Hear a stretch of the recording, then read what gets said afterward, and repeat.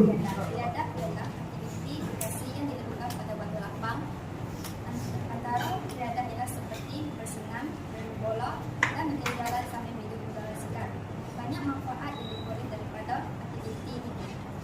Oleh itu, ibu bapa yang di sana sentiasa memastikan keluarga mereka melakukan aktiviti liadah secara penuh pada cuti hujung minggu. Hadirin sekalian, aktiviti liadah bersama-sama keluarga juga mampu merapatkan hubungan antara ahlinya.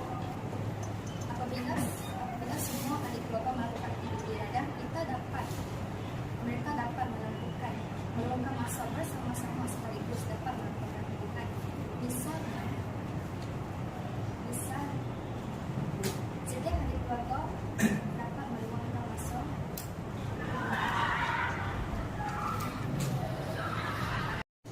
aktiviti liadah bersama-sama keluarga juga mampu merapatkan hubungan antara ahlinya.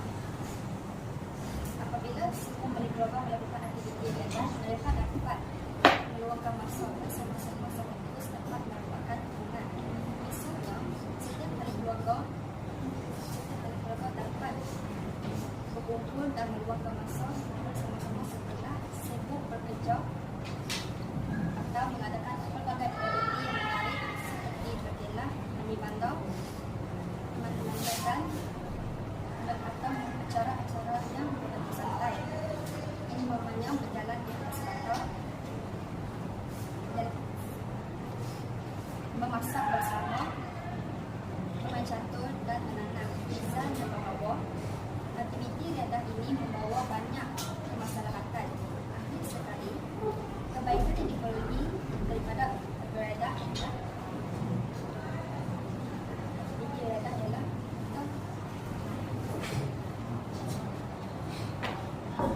mengisikan masa lapang yang dengan perkara yang berfaedah.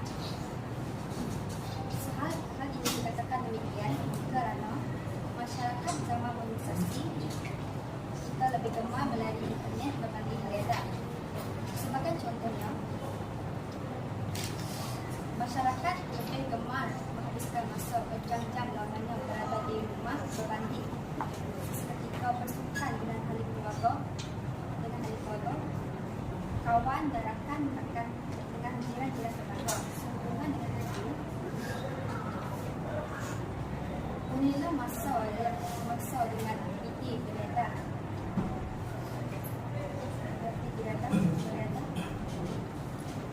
yang berfaedah kerana sesungguhnya masa itu emas. Sebelum saya mengundurkan diri, saya berharap agar rakyat Malaysia, khususnya yang hadir pada hari ini, mencuri. Sebelum saya mengundurkan diri, saya berharap agar semua rakyat Malaysia, khususnya yang hadir pada hari ini, dapat mencuri masa untuk melakukan aktiviti liadah yang banyak kebaikannya untuk kesedaran masyarakat. Pihak dituntut agar dapat merealisasikan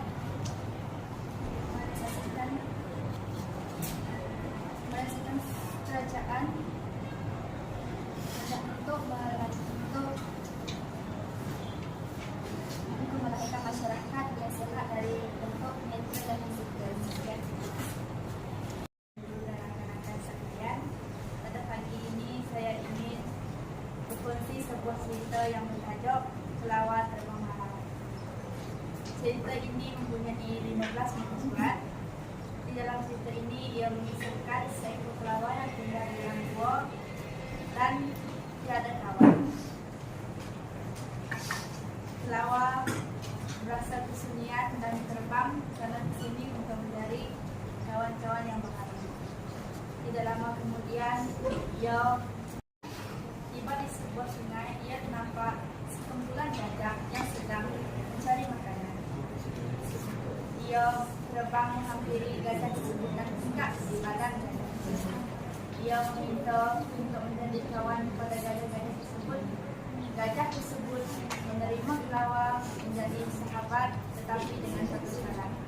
Kelawar mesti menolong gajah apabila ada kesusahan. tanpa berpikir panjang, Lawa pun menerima perintah tersebut. Pada suatu petang, kumpulan hewan daratan berperang dengan hewan seperti elang dan burung-burung lain. Apabila mereka berperang, kumpulan hewan daratan menang dalam peperangan, dan selepas peperangan, Lawa berasa bosan berkawan dengan kumpulan darat. Dia terbang mencari elang dan dia meminta berkawan dengan elang. Elang pun menerima Lawa menjadi kawan. Pada suatu hari, mereka berperang lagi dan gajah sangat terkejut apabila melihat Lawa tidak menolong kumpulannya, manakala Lawa menolong kumpulan elang. Pada masa itu juga, Lawa menunjukkan kehebatannya kepada kumpulan hewan daratan tersebut.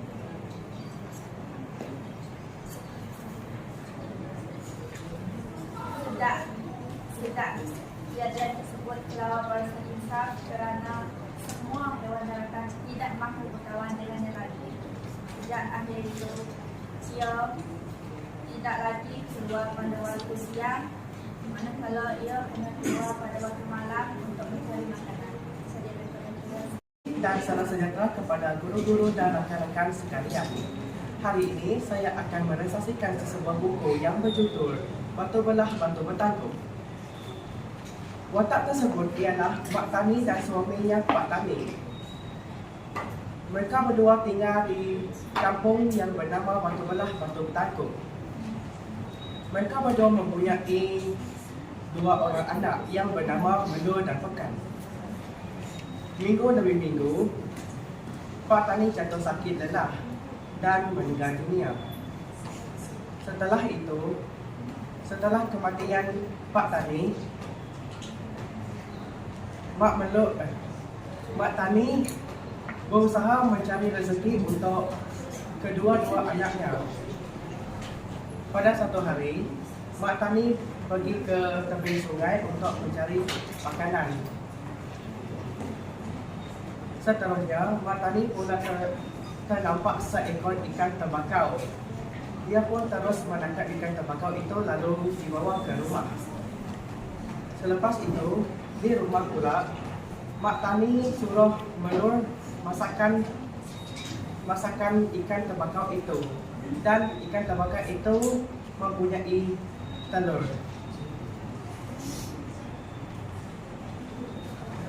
Mak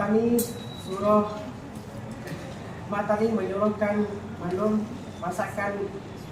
memasakkan telur sendiri dan ikan sendiri. Selepas itu, Mak Tani pun pergi ke kebun untuk mencari sayur-sayuran. Mak Tani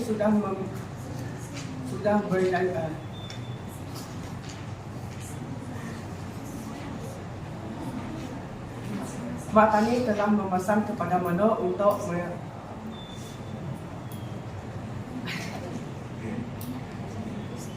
apa? Mak Tani telah memesan kepada Melur untuk meninggalkan separuh daripada ikan tembakau tersebut.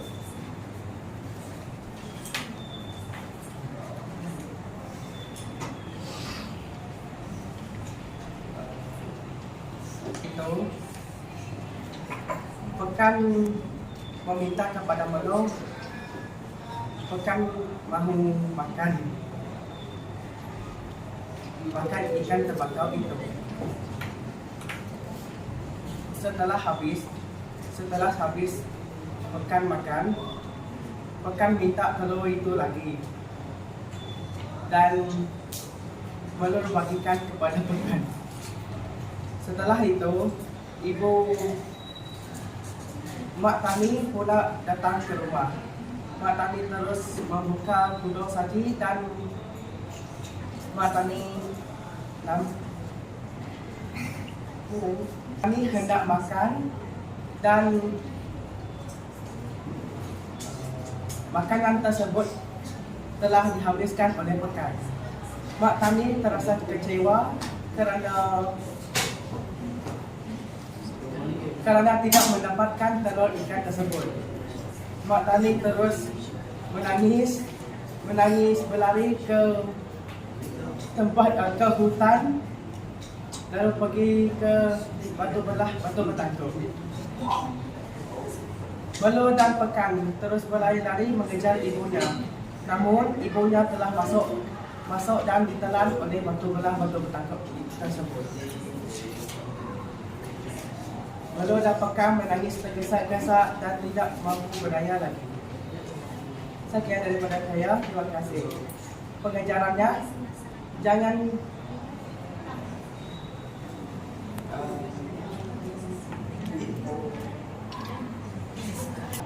Pengajarannya ialah jangan mementingkan diri sendiri dan bersikap tamak. Sekian daripada saya, terima kasih.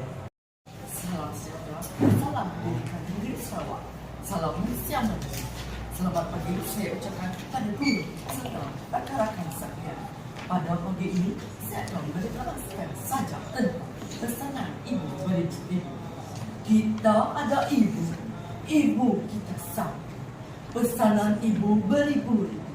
Setiap langkah kita diiringi dengan pesanan ibu. Buat begitu jangan begitu. Kukuhkan diri dengan ilmu.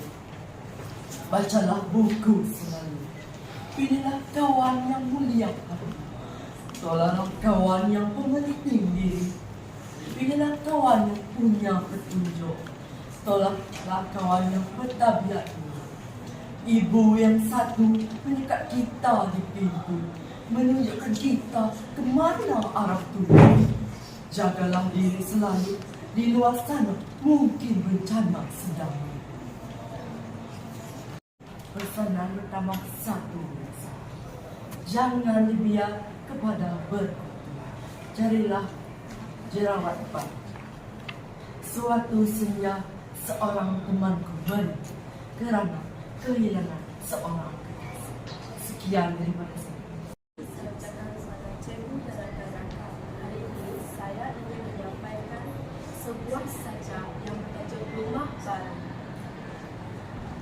Telah kita siapkan rumah baru untuk anak-anak berteduh kerana kita diamanah mendewasakan mereka menjadi warga bijaksana menjelang tahun wawasan. Telah kita siapkan rumah baru di atas tiang muafakat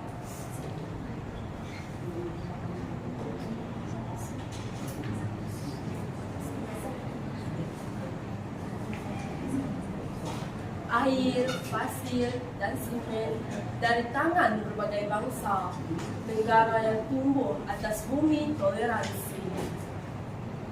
Telah kita sediakan rumah baru berwajah kebangsaan agar penghuni saling ramah, rajin memberi dan menerima, juwadah kesejahteraan sampai akhir zaman. Sekalian, terima kasih.